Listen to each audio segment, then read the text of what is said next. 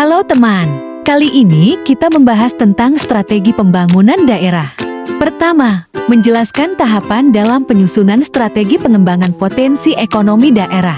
Yang dimaksud dengan potensi ekonomi daerah adalah kemampuan ekonomi yang ada di daerah yang mungkin dan layak dikembangkan sehingga akan terus berkembang menjadi sumber penghidupan rakyat setempat. Bahkan dapat mendorong perekonomian daerah secara keseluruhan untuk berkembang dengan sendirinya dan berkesinambungan. Oleh karena itu, dalam mempersiapkan strategi pengembangan potensi yang ada di daerah, langkah-langkah berikut dapat ditempuh.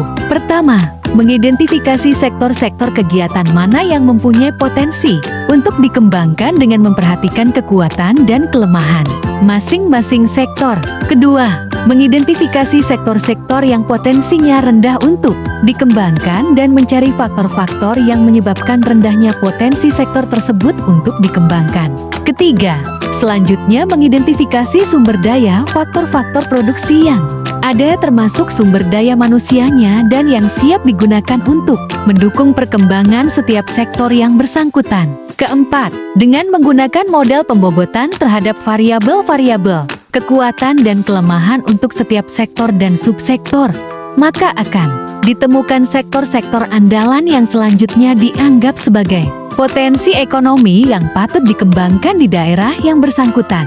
Kelima, akhirnya menentukan strategi yang akan ditempuh untuk pengembangan sektor-sektor andalan yang akan dapat menarik sektor-sektor lain untuk tumbuh sehingga perekonomian akan dapat berkembang dengan sendirinya. Self-propelling secara berkelanjutan sustainable development. Poin kedua, menjelaskan identifikasi faktor-faktor pertumbuhan ekonomi daerah. Bervariasi tergantung pada keadaan ekonomi, sosial, politik, dan lingkungan dari daerah tersebut. Beberapa faktor utama yang dapat mempengaruhi pertumbuhan ekonomi suatu daerah antara lain adalah: pertama, infrastruktur. Kedua, sumber daya manusia. Ketiga, ketersediaan modal. Keempat, kebijakan pemerintah.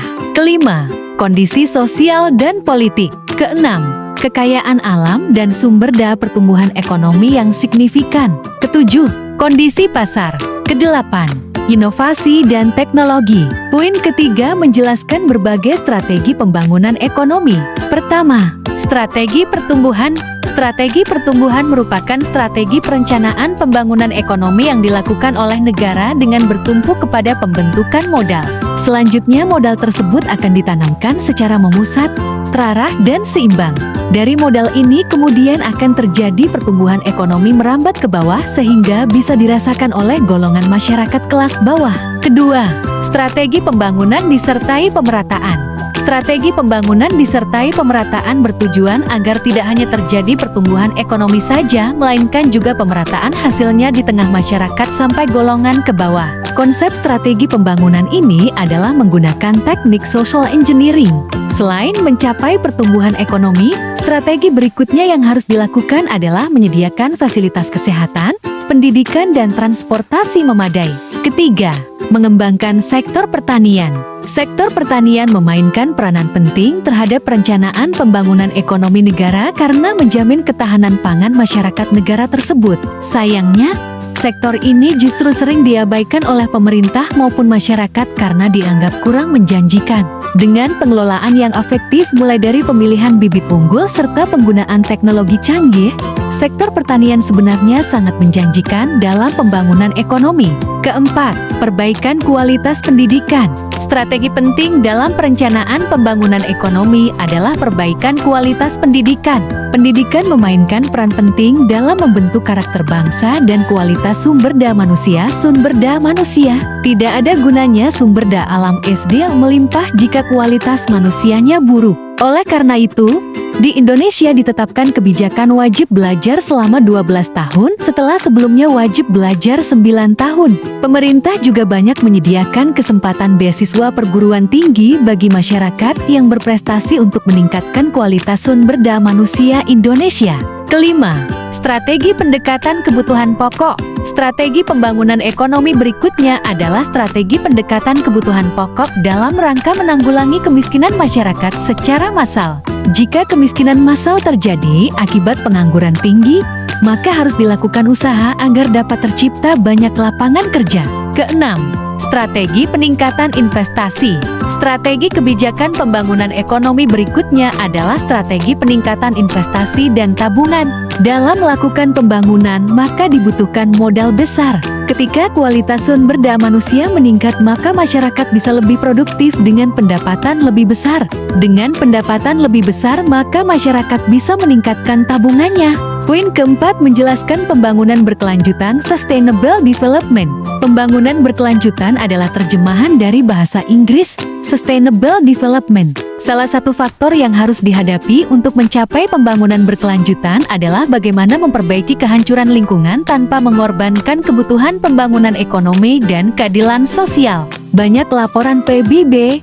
Yang terakhir adalah laporan dari KTT Dunia 2005 yang menjabarkan pembangunan berkelanjutan terdiri dari 3 tiang utama: ekonomi, sosial, dan lingkungan yang saling bergantung dan memperkuat. Untuk sebagian orang, pembangunan berkelanjutan berkaitan erat dengan pertumbuhan ekonomi dan bagaimana mencari jalan untuk memajukan ekonomi dalam jangka panjang tanpa menghabiskan modal alam. Poin kelima, menjelaskan kegagalan ekonomi Indonesia. Kegagalan ekonomi Indonesia dapat disebabkan oleh sejumlah faktor yang kompleks. Beberapa faktor yang mungkin berkontribusi terhadap kegagalan ekonomi Indonesia antara lain: pertama, ketergantungan pada komoditas; kedua, korupsi dan birokrasi yang buruk; ketiga, kurangnya infrastruktur; keempat, kesenjangan sosial dan ketimpangan ekonomi; kelima, kurangnya investasi dalam pendidikan dan inovasi; keenam, gangguan politik; ketujuh, perlambatan pertumbuhan global. Poin keenam, menjelaskan strategi pembangunan yang efisien.